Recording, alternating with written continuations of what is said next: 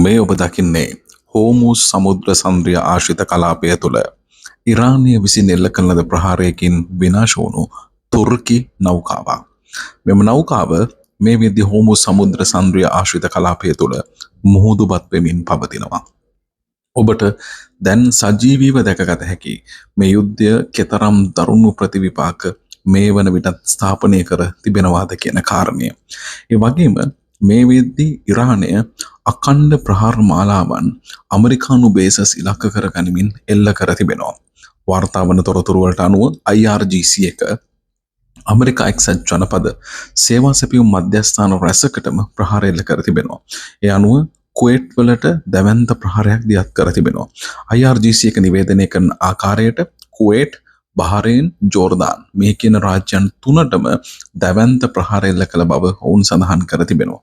Kuwait රාජ්‍යයේ KGL මේන් America හමුදා base එකක් නැත්නම් ලොජිස්ටික් සෙන්ටර් එකක් වුණු මිනා අබ්දුල්ලා, ඒ වගේම සැටලයිට් කමියුනිකේෂන් සෙන්ටර් එකක්, රේඩාර් පද්ධතියක්, පේට්‍රියට් ගුවන් ආරක්ෂක පද්ධතියක් සහ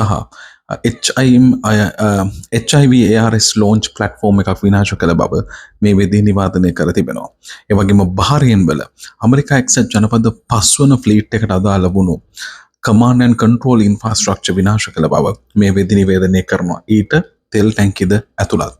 ඒ වගේම ජෝර්දානයේ F-15, F-16 සහ F-35 කියන ප්‍රහාරක ගුවන් යාන හැංගර්ස් විනාශ කළ බවත්, MQ-9 ඩ්‍රෝන් විශාල ප්‍රමාණයක් සහ අල් අස්රාක් බේස් එක විනාශ කළ බව ඉරානය නිවේදනය කර තිබෙනවා. ඒ වගේම ඇමරිකා එක්සත් ජනපදයට තවත් ප්‍රහාර දියත් කරන බව මේ වෙද්දී ඉරානය විසින් නිවේදනය කර තිබෙනවා.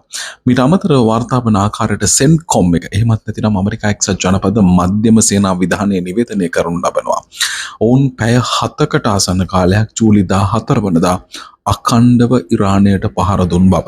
ඒ අනුව හෝමුස් සමුද්‍ර සන්ධිය, ඒ වගේම ඉරාන වෙරළ තීරය ඉලක්ක කරගනිමින් ඔවුන් පහර දුන් බවයි නිවේදනය කර තිබෙන්නේ. ඇමරිකානු ප්‍රහාරක ගුවන් යානා භාවිත කරමින් සහ නාවික යානා, ඒ කියන්නේ යුද නෞකාවන් භාවිත කරමින් ඉරානයේ මිසයිල් පද්ධතීන් වලට, ඩ්‍රෝන එල්ල කරන ලබන ප්‍රහාර ස්ථානවලට සහ නාවික මර්මස්ථානවලටත් වෙරළ ආරක්ෂක පද්ධතීන් වලටත් පහර දුන්නු බව මේ වන විට ඇමරිකා එක්සත් ජනපදය නිවේදනය කර තිබෙනවා.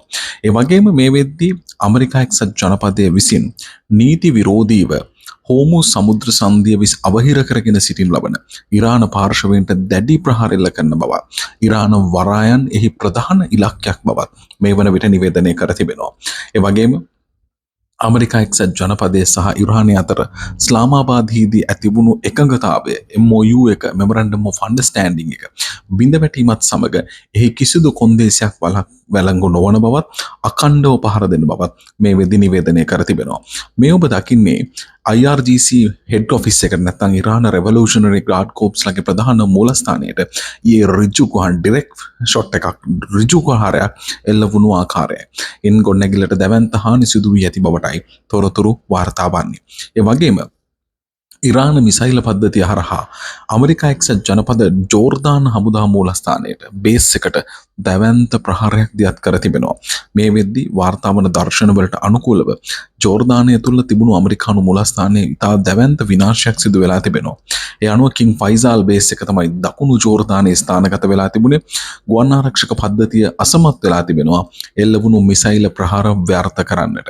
ඒ අනුව බොහෝමයක් වෝහෙඩ්ස් ඍජුවම, ඒ කියන්නේ ආයුධ පුපුරන ද්‍රව්‍ය පෙර වූ වෝහෙඩ්ස් ඍජුවම අවශ්‍ය ඉලක්කවලට පහර දී ඇති බව සඳහන් වෙනවා. මේ ඔබ දකින්නේ තවත් ආందోලනාත්මක සිදුවීමක්. ඒ තමයි මොහොමඩ් අහමදිනෙජාඩ් ඊශ්‍රායලයේ විනාශ කළ යුතුයි කියා දැඩිව ප්‍රකාශ නිකුත් කරන ලද ඉරාන ජනාධිපතිවරයා ඔහු න්‍යෂ්ටික විශේෂඥයෙකු ලෙසින් දැවැන්ත කාර්යභාරයක් ඉරානයට සිදු කරනු ලැබුවා. නමුත් බුදාපෙස්ට් විශ්වවිද්‍යාලයේදී මෝසාඩ් ප්‍රධානියා හමු වෙමින් රහස්‍යගත මෝසාඩ් සාකච්ඡා පවත්වා ඔහු මෝසාඩ් ඔත්තුකරුවෙක් බවට පත්ව ඇති බවට මේ වෙද්දී අනාවරණ වෙලා තිබෙනවා. ඒ නිසා ඔහු IRGC එක විසින් අත්අඩංගුවට ගෙන තිබෙනවා. ඒ අනුව ඔහු අත්අඩංගුවට ගෙන මේ වෙද්දී රඳවා තබා ගනිමින් ප්‍රශ්න කරමින් තිබෙන බවටයි තොරතුරු වාර්තා වන්නේ. මේ ආකාරයෙන් ඉරාන ඉහළ පෙළ නායකින් බොහෝමයක් මෝසාඩ් ඔත්තුකරුවන් බවට පත් වී ඇති බවට දැන් තොරතුරු අනාවරණ වී තිබෙනවා.